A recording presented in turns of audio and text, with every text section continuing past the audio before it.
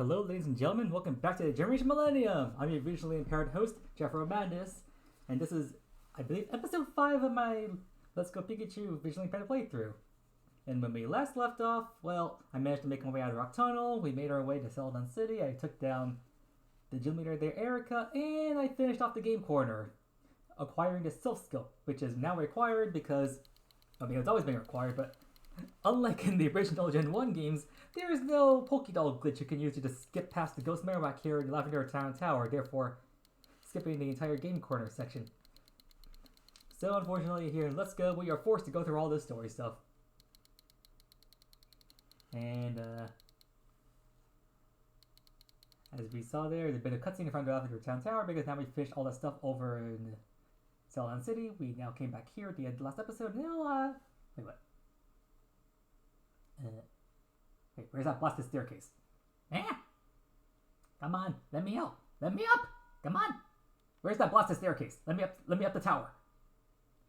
Wait, I feel like I'm hugging a wall. Let's see. Maybe it's around here somewhere? Nope. Hello? Nope, that's Route 10. So it's a little bit more here to the right, I'm guessing. Come on, Chase. You have to move down a bit. Nope. Oh, wait. Oh, there we go. Okay, that took me like far too long to find that blasted entrance. Anyways, let's see. Staircase, where are you? Hello? I know where things are supposed to be, just And then we move up here. Up and around. That should be near staircase, yep. And now, this is the area, last time we were here, this is when our rival was a big scaredy cat and got scared off by the ghost. But now that we have the Silph, we can identify all the hidden spirits in here, which, unlike the original games, is not just ghosts in Lavender Town Tower now. I think I mentioned it last time, but we have more than just ghosts around here. We also have Zubats and Cubones, and on this, and then the rare spawn Chanseys can be found around here. Which, I mean, the fact that Chansey can appear here is weird enough as it is, as a special spawn. But on the rare occasions, the fact that Cubones and Zubats can also appear in the tower, I mean, Zubats, I suppose, kind of makes sense. Because, you know, it's a tower infested with ghosts, so you would expect Zubats to be hanging around a place like that. Maybe the whole vampire vibe being in a haunted location or something, I don't know. But Cubone? I mean, you can find Cubone in Rock Tunnel, so the fact they decided to put it here too is a bit odd, especially with the whole, you know, the whole Cubone side quest here, because, I mean, we've been doing the whole loop around thing, like, we first came to Lavender Town, Cubone was in the tower, just hanging around, and looks like I've been playing BDSP too long. I completely forgot. I'm in control of a Nidoking now, not an Alakazam. So I moved down to where the slot was, where Shadow Ball would usually be, and then instead Nidoking used Earthquake. I need to readjust that. Get used to the fact to remember the fact I'm now in control of a Nidoking, not an Alakazam. That's the problem with jumping back and forth between two games. Oh, a Golbat, which I'm not gonna catch because if you recall from episodes 3 to 4, I kind of like jumped out the recording because I didn't want to show you guys me bumbling around Rock Tunnel too long and whatnot. And while I was bumbling around trying to find that last ladder to get to the final floor of Rock Tunnel, I stumbled across a Golbat and I tried to catch it. When I was still in dock mode, mind you, so I was chucking like balls at it over and over again, and eventually I came across this flea animation. I was like, okay, I'm just gonna stop here. There's no point wasting any more Pokeballs on that thing. Because I was trying to catch it while in dock mode, and well, that thing kept flying around. So you can imagine, trying to catch it was irritating, to put it bluntly. Although, yes, for those of you who may not be paying attention to my channel, yes, I am hopping back and forth between Brilliant Diamond and Let's Go Pikachu playthroughs. Did you just sucker punch me, Haunter?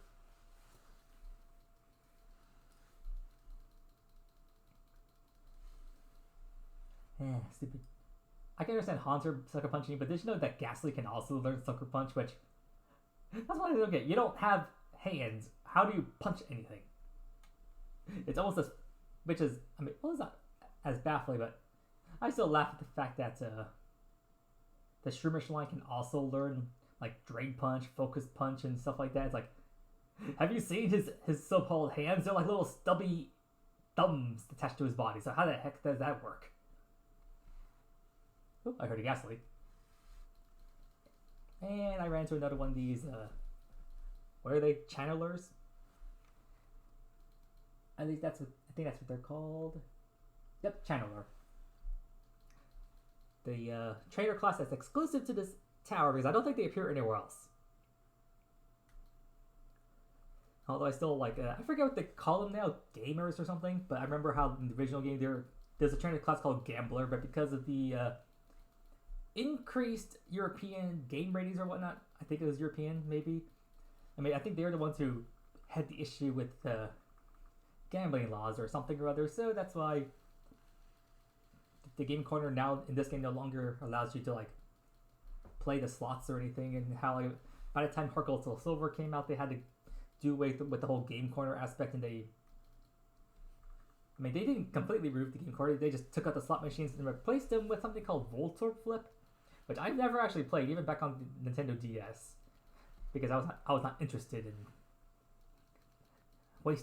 I wouldn't say wasting, but essentially just spending all my coins that I bought on this stuff. I'm like, I still agree with that whole like spending money to buy fake currencies just so I can do all that stuff. No, thank you. I mean, in real life arcade, yes. In a video game, no, thank you. Oh, I heard a Haunter somewhere. That's a rare. I would say rare, but uncommon spawn. Although, I think the higher up you go in the tower, the more likely of you encountering Haunter becomes. Too bad that Gengar cannot be encountered in the wild. That would have been funny.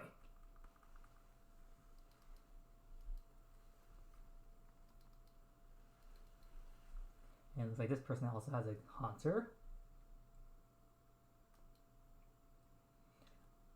Oh yeah, and one thing I've also noticed, as of the day I'm recording this, which is pretty much probably the same as it's going to be released anyway, I have noticed that my subscribers here on YouTube have reached the 60 mark, which, thank you for all your support, everyone. I have no idea how many of you actually have notifications turned on and actually see when my new content gets released, whatever it is, because I seem to have a bit of a thing where I like to upload episodes simultaneously, well, not simultaneously, but on a somewhat of a scheduled release kind of thing, and then after that, I just take a big hiatus because, well, I don't know what else to record besides maybe, I don't know, uploading any like streams I have online. And wait, what? Is it just me, or this area get very white colored or all of a sudden? What's going on here? Wait, what? Did my character stop moving? Hello?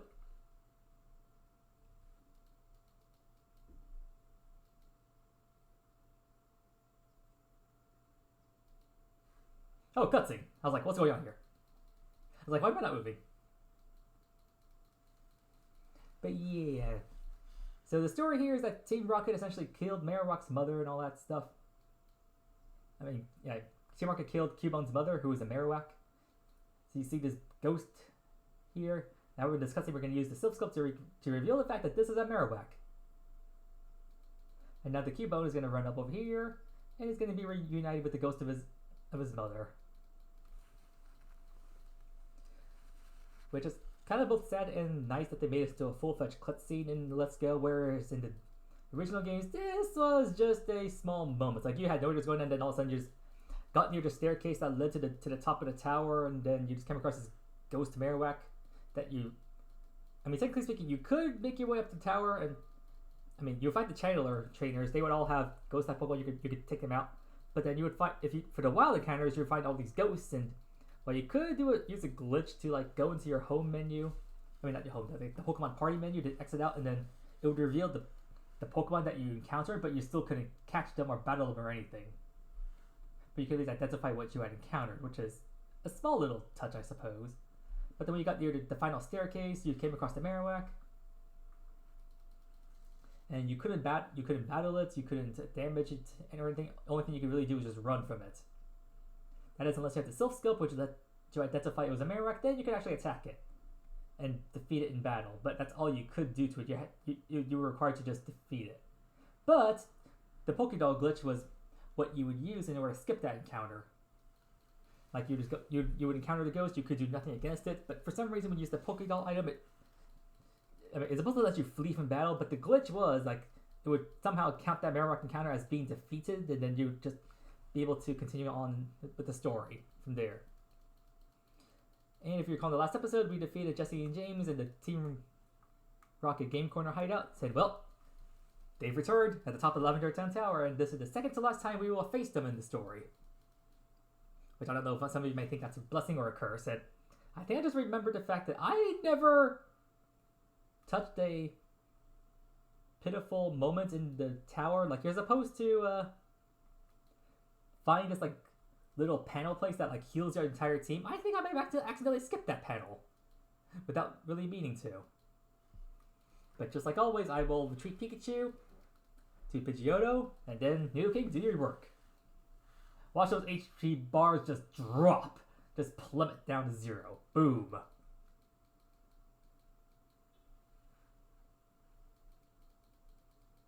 Which I still find is funny, like in Dynamax Adventures, you can encounter both Galarian and regular Kanto Weezing, and they are, because both of them do not have, I guess I should put it this term instead, neither of them have Levitate ability on them, so you can use ground moves on them to your heart's content, despite the fact they are clearly floating in midair. But anyway, Team Rocket, you're defeated once again. We are blasting off again! Even though they're clearly not being sent into the upper atmosphere by, or low Earth orbit by Pikachu's Thunderbolt or Thunder, so, well, technically I think it's Thunderbolt, considering Pikachu eventually forgets how to use Thunder. Which is another point of contention for the anime, like, Pikachu eventually forgets Thunder and learns and replaces it with Volt Tackle, which Ash then keeps for the rest of the Battle Frontier in Sinnoh League, and then when he gets to Unova, I forget, I think it replaces it with Electro Ball. And eventually, Pikachu forgets Electro Ball and then replaces it with Electro Web, which I think is even worse of a move. Although the way they make it learn it is interesting, I suppose, but at the same time, still, like, Electro Web? Really? Of all electric type moves? Like, I mean, its animation is unique enough, I suppose, but at the same time, it's like, why? It's Electro Web. You go from Thunder to Volt Tackle, that was cool. The Electro Ball? Okay, I suppose it's like a Gen 5 move, so it's kind of cool, but Electro Web? Like, really? Of all moves? Anyways, enough of the anime ranting. Now that we're acquired a Silph Scope. No, I don't want to go for Saffron. Zelda, there we go.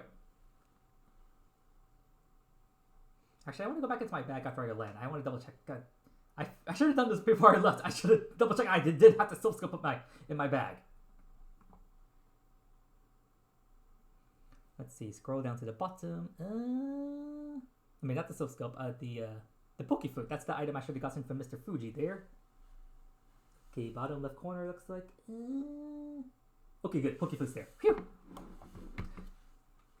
Just want to make sure I didn't leave without that. But before I move any further, I want to make a little pit stop. I think it was around... Wait, which house was it? Shoot, which building was it? Crike. Anyways, I'm looking for the building that Brock was standing in front of earlier. Oop, don't think that's it. I think I'm going too far to the left, maybe more to the right. One of these buildings over here. Come on, which one was it? Or where was it? If those of you who are curious, spoiler, I'm looking for the Game Freak's office. And yes, Game Freak, the company. Yes, they have a building in this game. In fact, if you didn't know, they have a building in virtually almost every game. Or at least they have like some representative. Or like some in-game representation of sorts. Because, I mean, come on, they're game developers. They want to throw in cameos at themselves in their own game. There's nothing wrong with that. Anyways, is this the right building? I'll find out when I get to the second floor. So up the stairs I go. And then at their office should be over here. If I'm the right building, I think you might be the right person.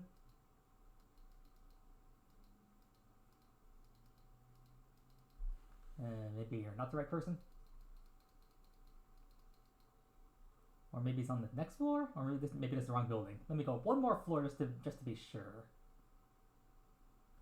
And I don't know why my Joy-Con seems like the running animation seems to be slower or something.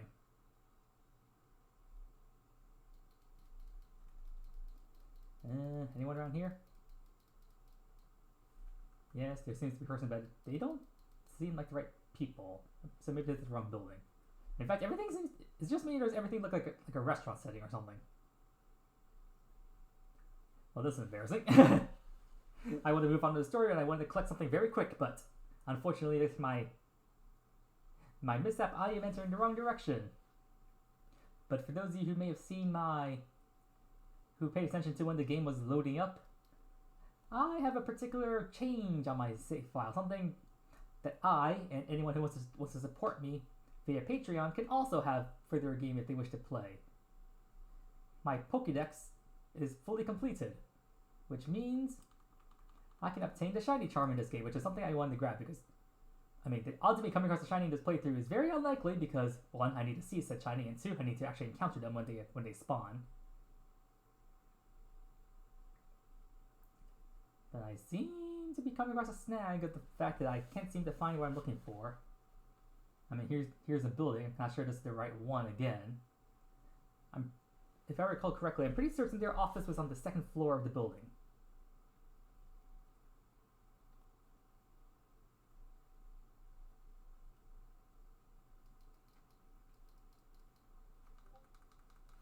Oh, is that a Discord notification I hear? I think someone's trying to contact me, but I'm busy recording, so ignore that for now.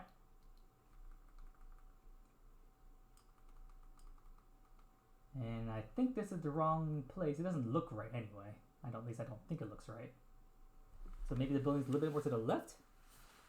And I apologize for you viewers having to watch me suffer through this, trying to just bumble my way around, trying to find stuff. But I mean, you should know what you're getting yourself into. Thank you, YouTube supporters and all that stuff. And you wish to support me via Patreon for just $1 a month, please and thank you. Because any and all support that can convince my guardians that I can turn this into an actual career, and therefore they'll stop nagging me about stuff. So the sooner I can convince them that content creation is a viable career, even if it's not like 100% stable, it's still a viable career path. Or heck, you can I don't know if you can subscribe to me on YouTube. I don't have enough qualifications to. Heck, I'm not even affiliated on YouTube yet, so I don't think I can even receive bits or subscriptions or anything like that, gift subs or anything of that manner. And I think I see the Pokemon Center right here, so.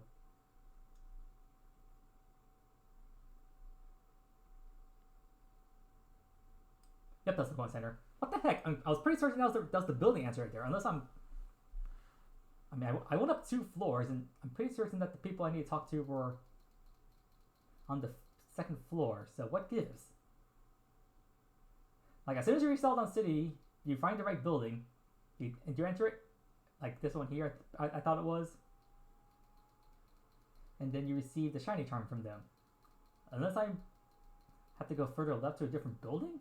But I think the department store is over here. Yeah, this is the department store right here. What the heck? Ah, fuck it. I wasted, excuse my language, but I wasted enough time trying to figure this out. I'll do it off screen, but you get the point. I'll figure the stuff on it, off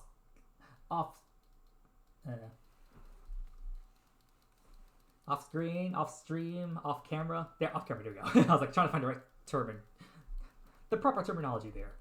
But I wasted enough time to move on with the story, and this Snorlax here.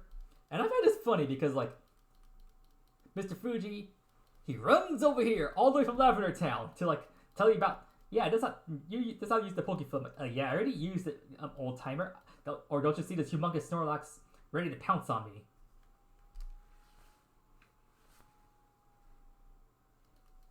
Imagine that was shiny. But yeah, for the Let's Go games, for the most part, you have to like defeat Pokemon. You don't actually battle them, but there are a few Pokemon that I think they're called static encounters, like the Snorlax here. You can actually battle and defeat them, and you have to defeat them in order to actually battle them. Oh, I think that was a large size Snorlax. And actually, for this encounter, I want to switch to a Great Ball here.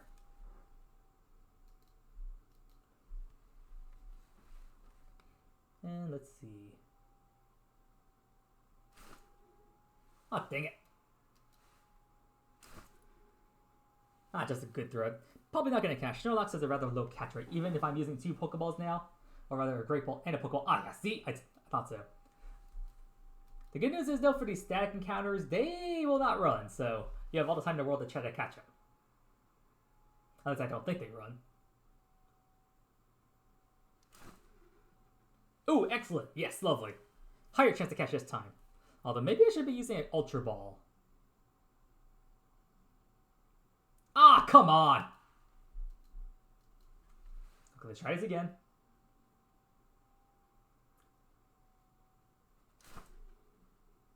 Just good. I did that a little too soon. 1, 2, 3.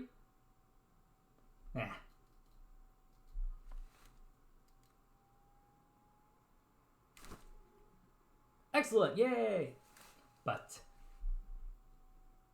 1, 2, 3. Finally. Alright, game. How much experience are you gonna give me for this? Not first throw, so I'm probably not gonna get that much. Let's see here. Oh, 2,000. Okay, not bad. How many level ups am I gonna get? 1, 2. 2 level ups on something. Let's see. I'm pretty sure that means Pikachu must level up. What are you now? Oh, you just hit 30. Nice. And you want to learn something? You want to learn Thunder? Denied. I'm like, ooh, you want to learn something new? Denied. And the reason that being is because we're about to reach Fuchsia City and you're going to learn a new move because that's the next destination where your partner Pokemon can learn new partnered moves or move tutor moves, whatever you want to call them. In Pikachu's case, he learns Splashy Splash, I believe is what the move is called, which is essentially allowing Pikachu to surf. Although not actually surfing, but just the move in general. And then as for Eevee, I believe that's where you get the last 3 move tutor moves you can get. But I think, how was it? Sylvan City, you got Batty Bad and Glitzy Glow, which are Eevee and Umbreon and Espeon. I'm trying to multitask here, maneuver my way through this, trying to find a door. There we go. And name things off, and then for Fuchsia City Eevee's move tutor moves, you get the one for Glaceon, Leafeon, and Sylveon that's at the same time, I believe, because I don't think they wanted to fit in just Sylveon's by itself in some other random location, so they decided to just teach it there. So the fact that, like, Sylveon, not Sylveon, your partner Eevee can learn a grand total of, like, let's see, 3 plus 2 plus 3, that's 8 different evolutions, so it can learn 8 different move tutor moves based on its 8 evolutions. Yeah, that's pretty extreme. Meaning that if you want to teach Eevee a bunch of moves, you can only have a maximum of 4 on at a time, so you have to, like, really micromanage which moves you want Eevee to use. For me personally, I like to go with a special attacking Eevee, so I like to give it the bubbly Bouncy Bubble, the water one, Buzzy Buzz for electric, the psychic one, Glitzy Glow, I think that's what it's called, and then the ice move. I forget what that one was called. Although the ice one is mostly there just to take down the dragon types, because like if you want to run, if you're playing Let's Go Eevee and you want to like run through the Elite Four to quickly grind up some money and gain some experience points and whatnot, partner Eevee can get through the Elite Four pretty easily. I mean, you use Buzzy Buzz Electric to like get through Lorelei's team. You can use the psychic and water moves to get through Bruno with little difficulty. Pidgey. And in Agatha, you can essentially just use any move that's either effective or super effective to get through her ghost / poison type mons. Heck, the second boost can get through like the Ghost Gengar line easy enough. And then against Dragonite, I think he'll send out like I think he sends like Gyarados, Seadra, and Aerodactyl first. So you can catch those with relative ease. I mean, not catch, defeat them with. Ooh, dang it.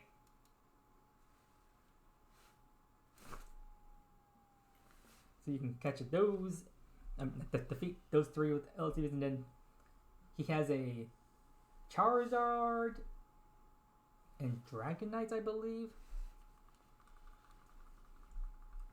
In which, I mean, Wait, does he have Charizard? I know in post game he does, but I'm not sure about in the main story. But I forget if he Mega Evolves that Charizard or not. He does in post game. I forget in the original game. Spoiler alert. Yeah, eventually some trainers they will send Megas against you. So, although I think that's post game, so you shouldn't have to worry about that in the main story. Except for the champion, he throws a Mega against you. I won't spoil which one at the moment, but he does throw a Mega at you because Let's Go. Yes, you can find all the Kanto Mega Pokemon in this game. And wait, have I already made to the bottom of the route? I've essentially just been holding down button down on my joystick this entire time. While I've just been talking, I've not been paying attention as to my progress on this route. And not that I'm complaining. I think I've only had one trainer battle.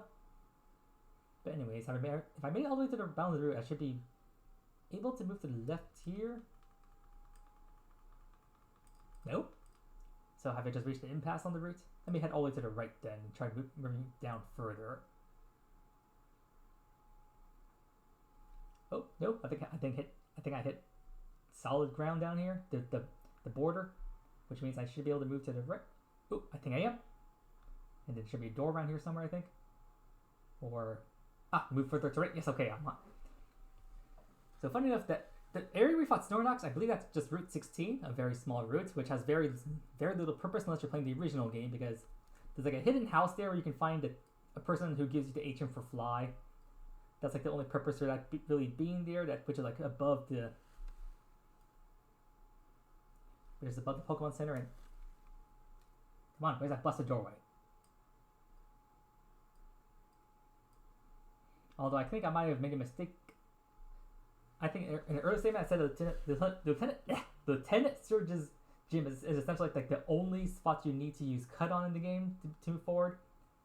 I mean, the other one is of course to get to Route 9, and the last spot I think that might be mandatory to continue on is to cut down that tree on Route 16 so you can find. So again, you can find that house that contains the NPC who gives you HM for Fly. I think that's like the last mandatory cut you in the game. So essentially you need for 3 points in the game. Oh no wait. That would technically be the fourth time. The third time is in Erica's gym because in the original games you need to use Cut to gain access to Erica. I mean, in Let's Go you have to use Cut to get through like the hedge mazes and all that stuff, but it's not. And I guess they just remastered it, so it's not like it's actually like hedge maze in Let's Go, but in the original games it wasn't much of a maze. I mean, you can essentially go straight forward from the entrance, cut down the tree, battle maybe one more gym trainer before you fight Erica, and you know Erica's is the correct person because it's like a little center box, and there are 4 trainers in that box. You know Erica's the one you have to fight when she doesn't walk up to you immediately, unlike the other trainers. So it's kind of a dead giveaway as to which one is her. Because the gym leader, they never walk up to you. You have to talk to them. So it's kind of a dead giveaway as to which one is the gym leader. Although I think in Pokemon Yellow, they changed the puzzle up a little bit. And because they give them more personalized sprites, it's like easier to tell which one is which. Especially if you know what the gym leader already looks like. And I think this person here is one we have to talk to get the partner move. So once you talk to them, they teach your partner Pokemon how to surf. And to the little north of this area is the Go Park, which I'm not going to show off in this episode. But if you want to transfer any Pokemon from Pokemon Go, that's where you do it at.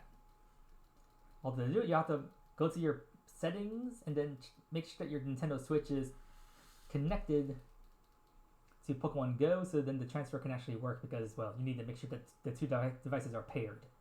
I think they use Bluetooth on the Switch or something or other. I forget. But anyway, that's my business done here in the little area where the Safari Zone would be the original games. But since they turned the Safari Zone into the Go Park, that's kind of redundant. And at the same time, all the Safari Pokemon they had made to run around the wild somewhere. Like if we were to continue on east, we would hit routes. What is that one? Route. Let's see. To get here, we went on cycling road. That's routes 16, 17, and 18. So we think that route over there would be route 19 or something, but no, it's actually, I think it's route 15. Because if you go south of Lavender Town, you hit routes 11, 12, 13, 14, and 15.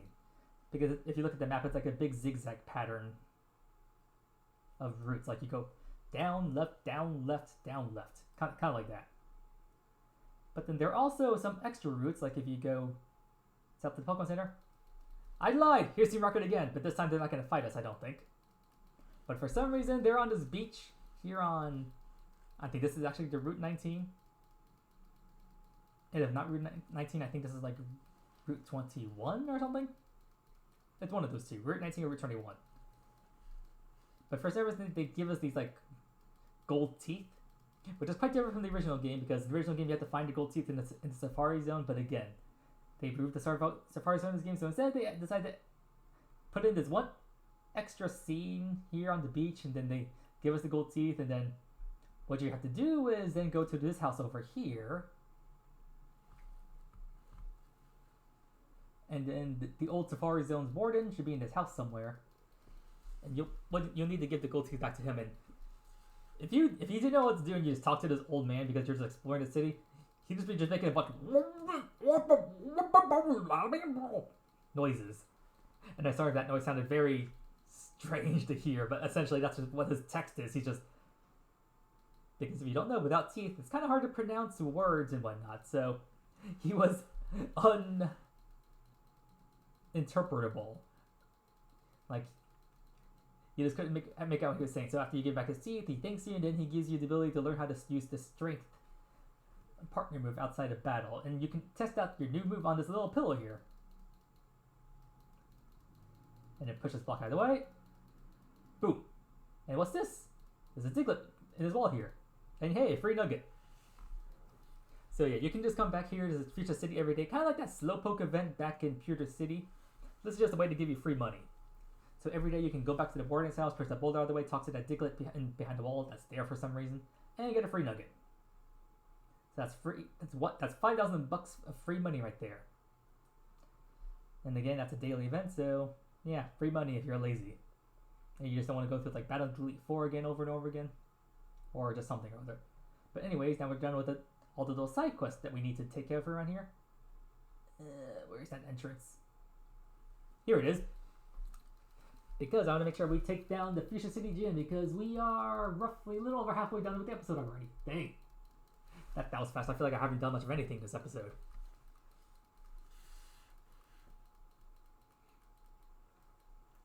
But anyways, to get through the Fuchsia City Gym, this is the one thing that makes the Let's Go games kind of hard to speedrun. Because in order to get to the Fuchsia City Gym, you need to have completed your Pokedex up to a certain point, in which, I mean, I haven't really done much in my Pokedex to earn my way into the Fuchsia City Gym. This is why I used I used the whole Pokemon Home account to, as you can see here, to fill up my Dex, 150. Because to get the Fuchsia Gym, you just need to have Pokemon registered in your Pokedex. You don't need to actually catch them. Because if you look into your Pokedex over here, I believe it's in the bottom right corner, they tell you how many Pokemon you've actually caught in the game. And then, I mean, like caught as in like Pokemon you've actually caught. Like, even if you catch duplicates of Pokemon, there's Pokemon you caught in general, the grand number.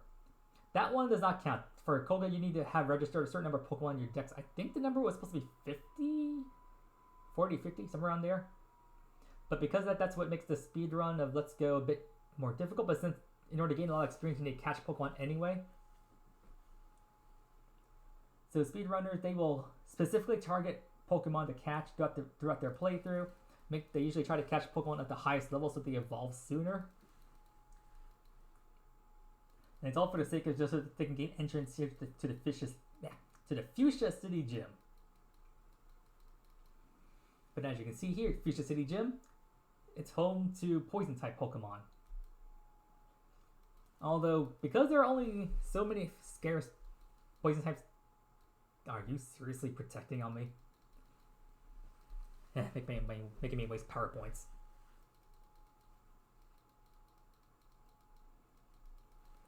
Yeah, the whole shtick mechanic behind the poison Pokemon is to get inflicted with the poison status and then just stall out the battle until they win. Oop, didn't mean to do that. Wasted a few seconds there. I should really just turn off the whole skip. Turn off the function that I need to switch out Pokemon, because I am just spamming L and R on my Joy-Con here along the A button just to spam through text faster, and sometimes I just forget to that I left the switch Pokemon thing on.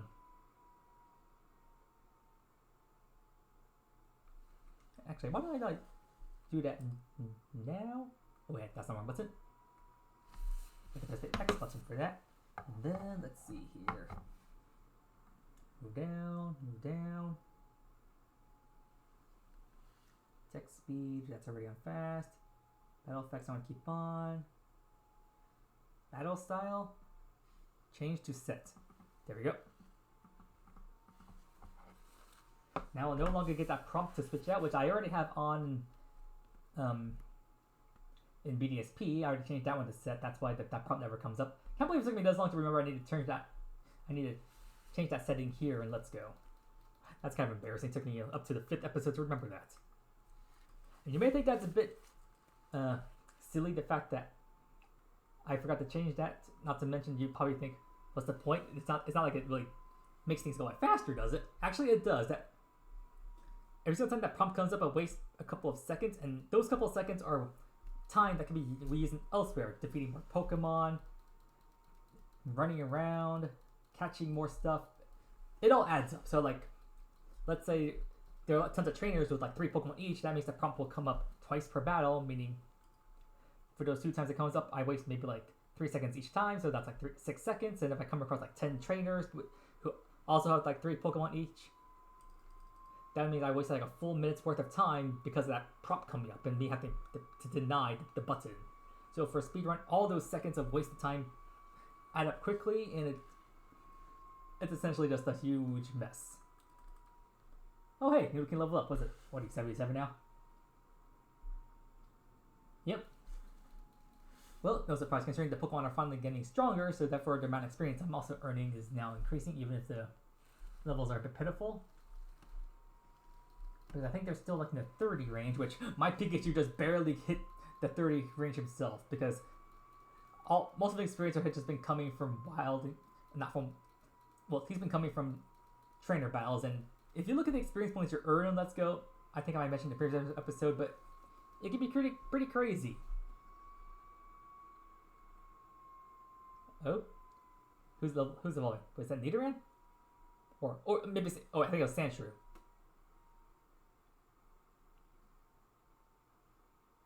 Although now that I have my completed Pokédex, having this is kind of pointless. But for the sake of keeping the appearances, I will switch them out for something else. And I don't get the Pokédex entry screen now because I already used my home to update that. Although now, let me look at my boxes. I think I moved down 3 screens, and let's see. Yep, that shows Mount Moon stuff, so let's see. Jigglypuff needs a Moonstone, ignore. Why not? Abra is close to evolving. I guess I can chuck you in the party. And who knows? Maybe for the final leg of the maybe for Elite Four, I can pull a BDSP thing and maybe I'll toss in an Alakazam instead of a Nidoking. Which, for those of you who may not be aware, I might have mentioned in a previous episode. I forget. It's been a while since I've recorded a Let's Go episode.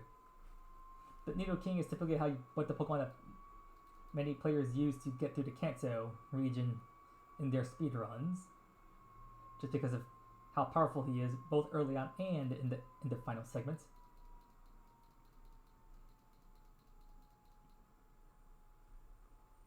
And I'm not sure I'm making progress here. I think you're a trainer.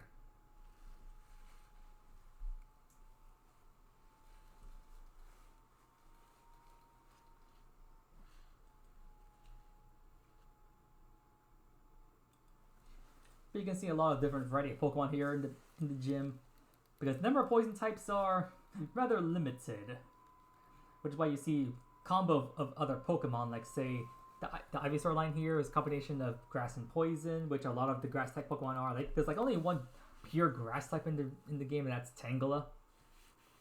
Pretty much all the other grass types are comboed with poison. And then for pure poison, they're also rare and far between. Like there's the Coughing line and the Grimer line. I think those are the only two pure poisons. And then there's the Venomoth line along with Venomoth. I think they're bug poison. Although funny enough, they can also have psychic type moves, which make many people confused as to what types they are because it's not all that made clear to begin with.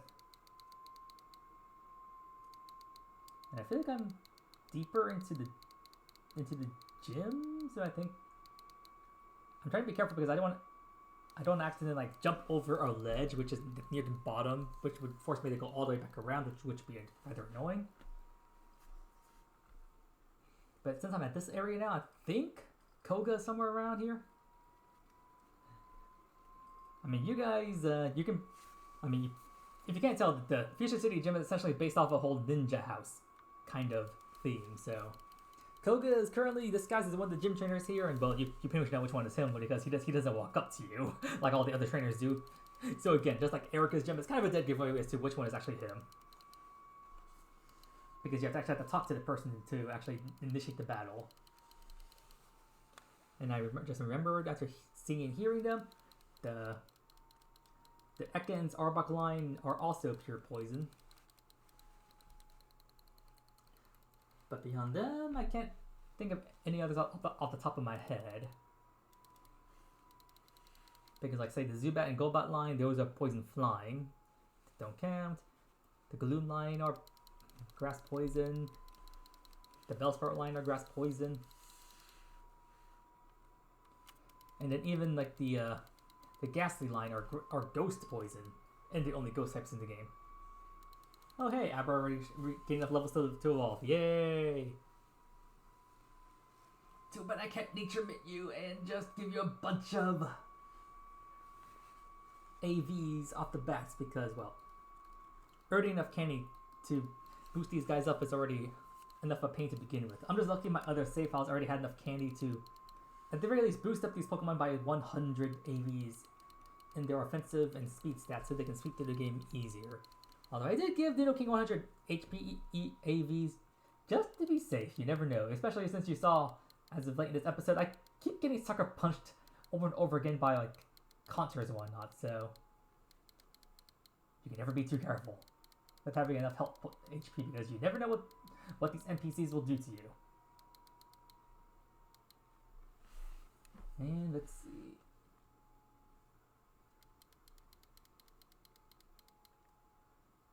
I think I might have forgotten, but is there also a bit of a fog effect in the gym?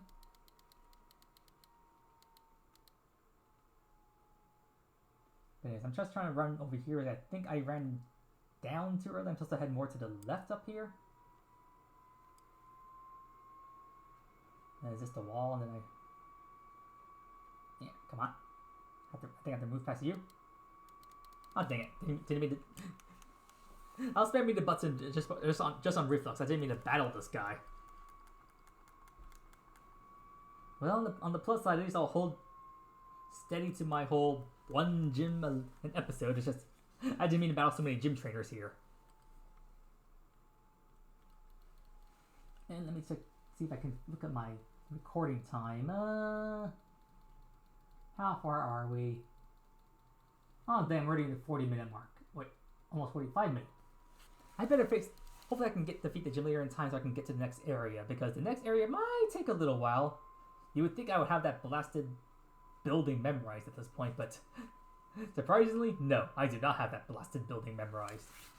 I just remembered another point. I need to get my phone away from my microphone because I think my alarm's going to go off soon. I don't want you to hear that blasting in the microphone because unfortunately I let my Discord friends hear that noise every now and then because I keep forgetting to keep my phone away from the microphone.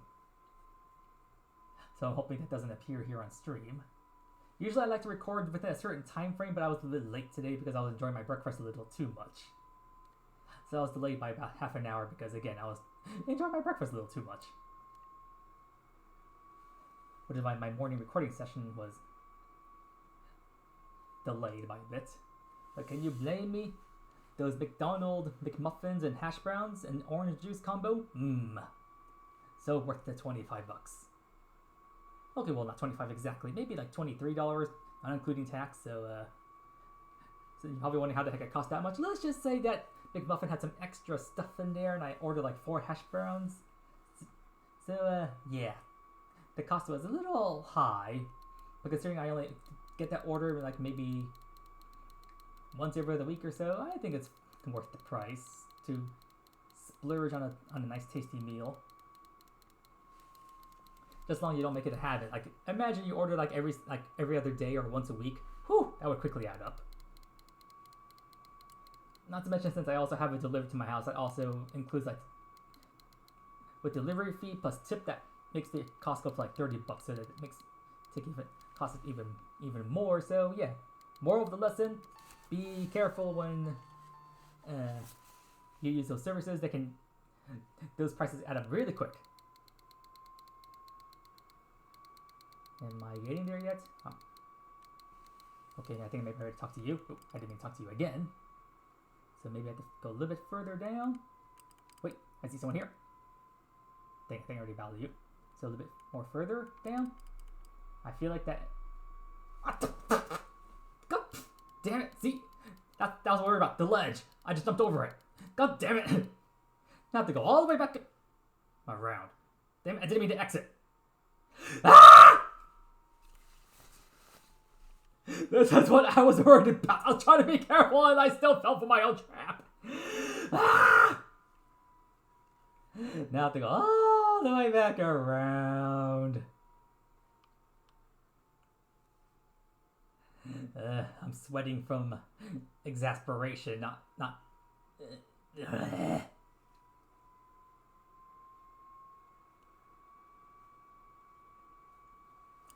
And to quote an anime character, no, I do not have a fire in my belly at this point. I am just squinting at the screen, hoping I make progress. And at the moment, I don't think I'm making any progress at all because I don't think I made my way properly toward the starting area. And you know what? I think I'll just stay quiet for a bit and just give myself some serious time so I can focus on this blasted puzzle because, again, this is basically on a ninja house and ninjas love their invisible walls or something. So, yeah, there are invisible walls everywhere. Which are not the problem. It's just stupid fog effect they put in is the problem. God damn it! They're a gym trainer! Somehow I skipped this one when I first passed him. I guess maybe he was a spinner or something. I still don't understand the whole thing of spinners. Like, why the hell are these trainers just spinning around in a circle for no reason? Other than just to annoy speedrunners.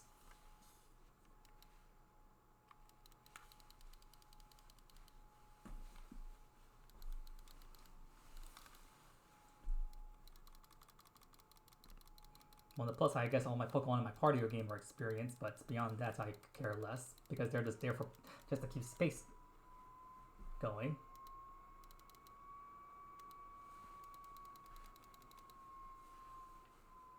At least the things are going much faster now that I don't have to worry about the whole switch out Pokemon thing.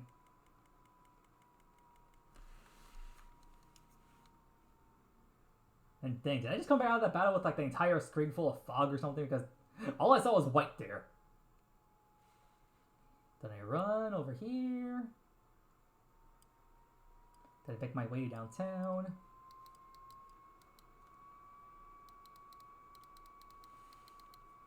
I think it's a little bit further than that.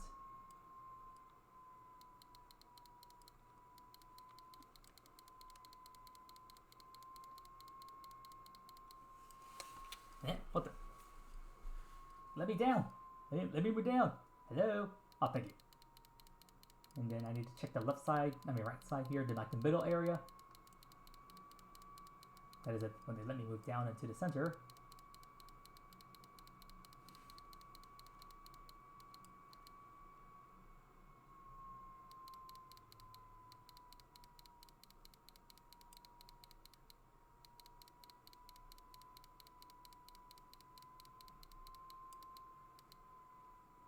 You.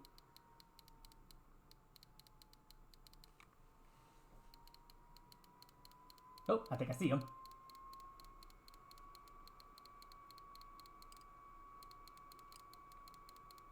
There we go, yes.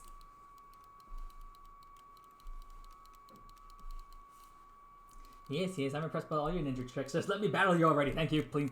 Come on, let me take you out. Let's go! It's time to battle!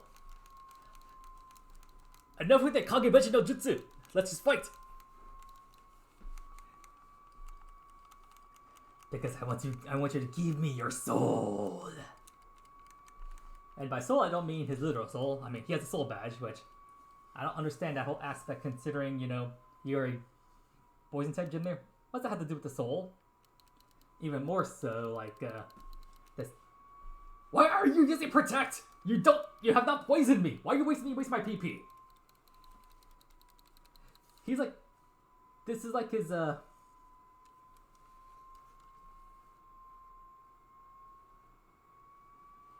what should I call it? His Pokemon Stadium counterpart who just has to spam double team. Instead of double team, he's just spamming Protect.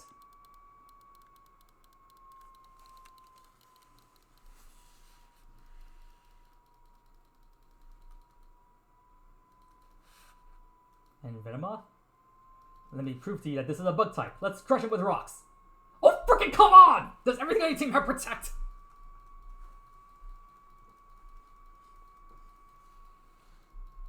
Just die already. Thank you. Super effective. Hasta la vista.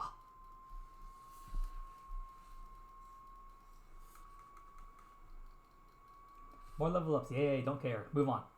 Who's Golbat.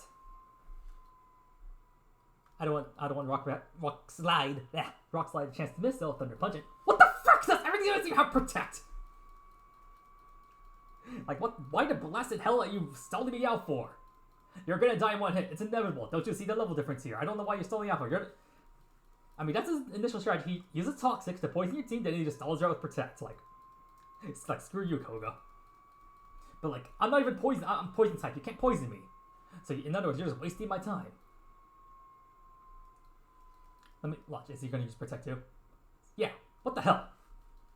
I'd probably just spam Poison Jab just burn their Protect power points because they're making me waste all my other moves.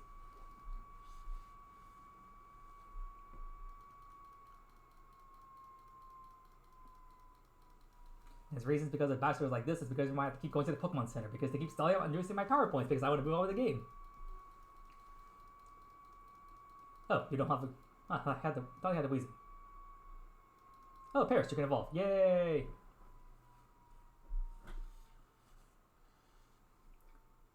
Because normally in the game you can go to the Safari Zone and catch a Parasect there, so save yourself some time and agony leveling it up, but since that's not in the game, no Parasect in Wild, you have to evolve Paris to Parasect the old-fashioned way.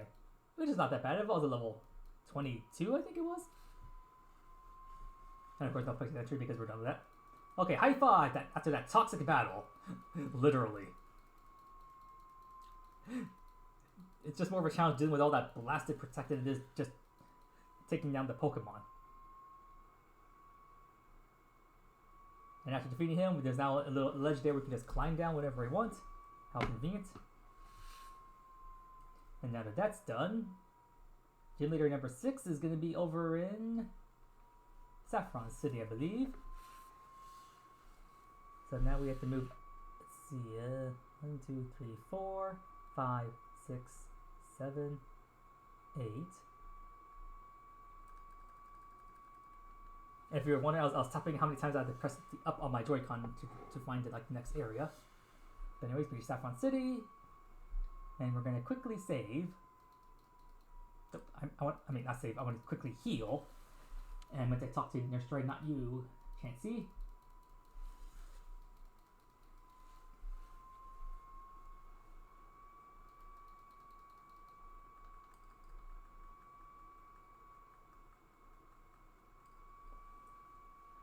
But anyways, when we next come back in the following episode, I am going to take on the next segment, which is here in Saffron City. Because if you were to explore around the city, Team Rocket is kind of all over the place. Oh, like say here, Jesse and James. Big sign clue as to what's going on here, because Team Rocket seems to have taken interest in the Sylph Company here in Saffron City, who are responsible for essentially just distributing a lot of Kanto's technologies, whether it be like creating the Pokeballs, creating the TMs that we use, stuff like that. Stuff for a lot that trainers here in Saffron City tend to utilize. But Team Rocket seems to have infiltrated this Sylph Company and are currently in the takeover of the company. So those of us with high-level Pokemon, because for some reason we seem to be in the major minority for some reason. Not to mention that many of the trainers seem to lack the courage to face off against a mafia group. So it's up to us, 2 10-year-old kids and a couple of other slightly older kids. Blue here, for example. I don't know how much older he is than us in this game, but he clearly seems to be older and not as wise, because like we're about to take on Team Rocket with a fully healed team, and he's like, "Yeah, I'm not gonna let you do that. I'm gonna like challenge you to a battle now, so you have to prove yourself against me before you do anything else."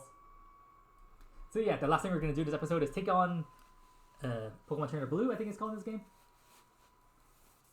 Because again, apparently he doesn't trust us to do the job that's needed. So yeah, we need to beat him into the ground before we can actually face team against Team Rocket. The first thing he sounds against us is an Exeggutor. Kanto Exeggutor to be precise. So, Poison Jab. Bye-bye. Don't know why that text box took a while to go down. I mean, it's super effective in this, but I'm guessing never got a crit too.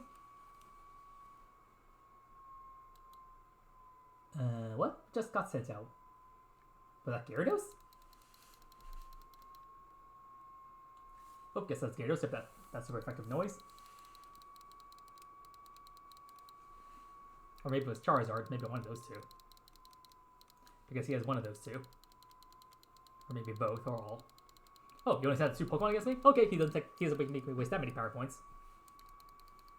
So thank you for your insight, Blue. And after you defeat him, he grants you permission to take on Team Rocket for some reason. But yeah, that's going to end this 5th episode of Pokemon Let's Go Pikachu. After we finish this, we'll take on Team Rocket here to Sylph Company, clear out the building, face the Saffron City gym leader Sabrina, hopefully all within time span of 1 episode, and I'll make my way to where the 7th badges. So if you like this video, like, comment, subscribe, hit the notification bell for future episodes that will be coming next week. I like to release Let's Go episodes on Monday, Wednesday, and Friday, and hopefully by next Friday, that should be enough episodes to finish up the rest of the main playthrough. But if you want to see me take on post-game stuff like Master Trainers, I already created a few videos on those, but if you want me to do them more seriously, then I could definitely take those all on. Among other things, I don't know what else you can do in post-game besides the Master Trainers. But other than that, the links down in the description to my social media. So if you wish to support me via Patreon, for the $1 a month, then I'd be more than grateful. But anyways, this is your visually impaired host, Jeff Madness, signing off. Take care!